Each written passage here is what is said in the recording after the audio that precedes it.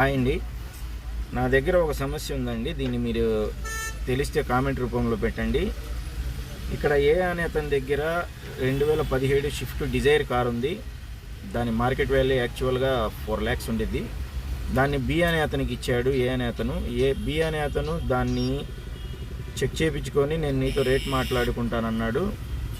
అలాగే అని ఏ అనే అతను బి అతనికి ఇచ్చాడు. బి దాన్ని చెక్ చేసే క్రమంలో కారుకి చిన్న యాక్సిడెంట్ అయింది. ఆ యాక్సిడెంట్ అయిన కార్ని ఏ అనే అతనికి తెలియకుండా రిపేర్ చేయించి అక్కడ చూపించి చేద్దాం అనుకున్నాడు.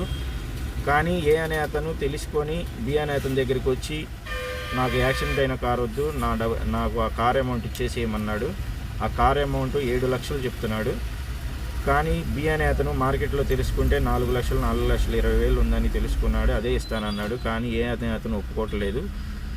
బి అనే అతను నేను నష్టపోకూడదు, నువ్వు నష్టపోకూడదు, కారు దెబ్బ తగిలింది కదా అని చెప్పి ఎక్కువ ఎక్స్పెక్ట్